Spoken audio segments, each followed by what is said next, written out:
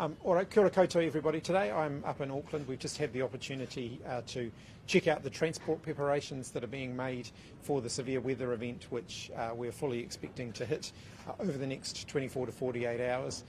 Central government will be working closely with local government. It will be a locally led response initially, of course, as it always is, but we're making sure that we've got our systems all lined up to provide that support.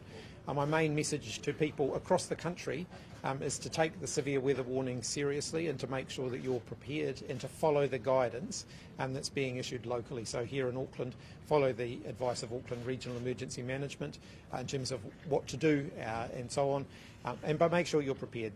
There's no need for panic buying. I'll reiterate that again as well. The supermarkets will stay open unless there's a particular reason for a particular supermarket to be closed. They'll stay open. They are well provisioned. And so people will still be able to access the essentials that they need to. So shop for a couple of days, don't shop for a couple of months, and make sure that everybody can get access to the essentials that they need to have access to. Follow the local guidance, make sure that you're prepared and make sure that you're taking the warning seriously. Prime Minister, there was some criticism last time Auckland was hit with the weather event around the local government response preparation comms. Are you satisfied with the level of preparation and communications this time around? Central and local government have been working very closely together to prepare for this event and also to make sure that the early lessons that can be captured from our response a week or two back can be incorporated into the planning for this one. Prime Minister, the North is seeing power outages. We've just heard 6,000 homes currently are without power. What sort of support can you offer to get infrastructure back up and running? Yeah, I know the electricity companies will be working very, very speedily to try and get electricity restored where it has been disrupted. It does happen from time to time, and again, it's a good point to, it's a good opportunity to reiterate to the message to people to be prepared for that. It can happen in severe weather. You can lose electricity for a period of time. The electricity companies will work very hard to get that power back on. But make sure you've got, a radio, for example, where you can get updates from. Keep your phones charged. Make sure you've got a way of keeping in touch. Prime Minister, have you got any thoughts or had advice around schools opening on Monday and Tuesday? The ultimate decision around whether to open is one for schools and similarly for businesses as well, and they'll make judgments on that. I'd encourage them to follow the guidance, particularly consider issues around transportation and also around the fact that, with severe weather, it's not just a question of whether it's safe to be at school, it's also the question of getting to and from school.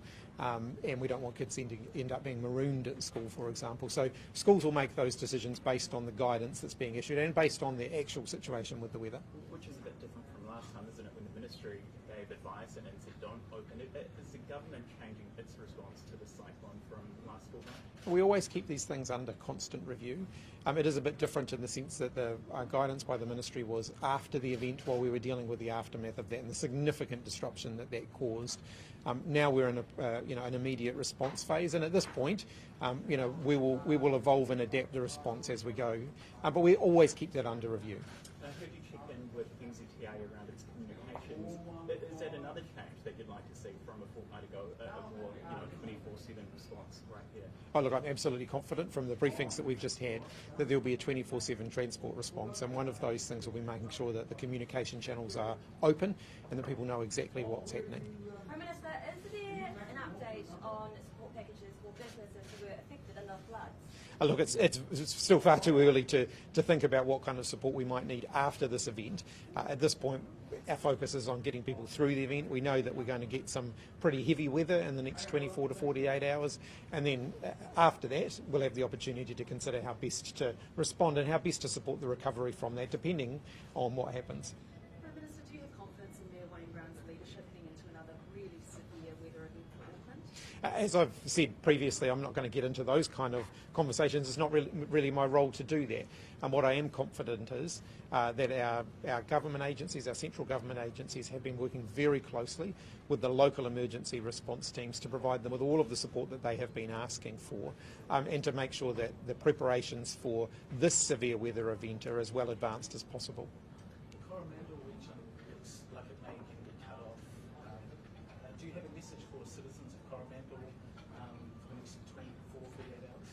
My message is for the residents of the Coromandel is the same for everywhere around the rest of the country. Severe weather is on the way. Weather is notoriously unpredictable, so we don't know exactly what that severe weather is going to entail, but everyone across the country should be prepared for that. So make sure that you've got your grab and go kits, make sure you know where you need to go in the event that you have to evacuate your homes. Make sure you've got your basic supplies, make sure you've got a plan in place for your pets and animals. Follow that local guidance. The emergency team across the corridor said it was good that there were less cars on the road. People were taking advice to stay home if they can. Going into another work week, should people be working from home if they can? I think the message at the moment is minimise the traffic on the roads as much as possible. People can make their own decisions about that, but if they're in a position to work from home, then yes, of course they can do that.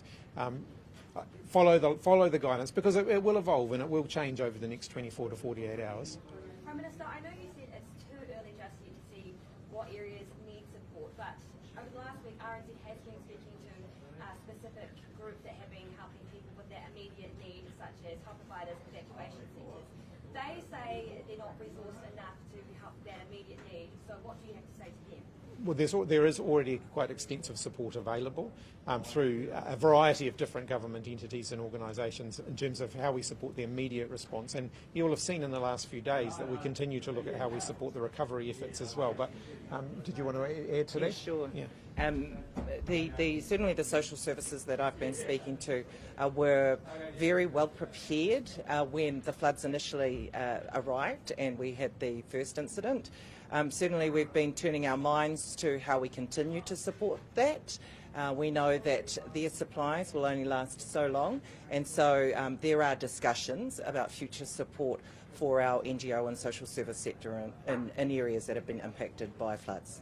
One of those groups happened to be in Mount Roskill, you'd be familiar with, the ARC Project. They say they want more, though, to keep helping with people that keep coming back, because at the end of the day, there's barely anything left. So it's in your community. What do you have to say to them?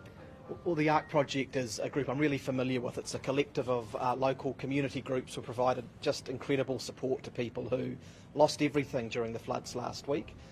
We've had a number of visits there, actually, the Deputy Prime Minister and myself, and have been working to make sure they're really well connected to government support agencies to make sure that food and other supplies are making their way through to the people who need them, and that's something we'll keep doing. Can I just add to that too? Where there has been a shortage of supply at different emergency centres, then the others have been sharing their resource, and that's definitely what has happened with Wesley. And so I know that from Kelston, because they were over-donated goods and whatnot, there's been a lot of sharing of resource, and I think that's really helped with regards to consistent provision of support across Auckland.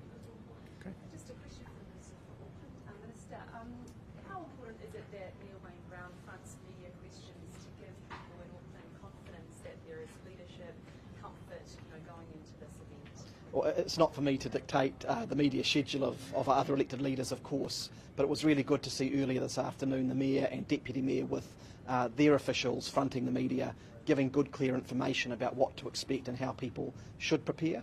I think people at this time do want to know that central government and local government have a plan, that we're working together and that we're focused on everyone's safety, and we definitely are. All right, we might wrap up there, but if I could just reiterate that core message from the beginning.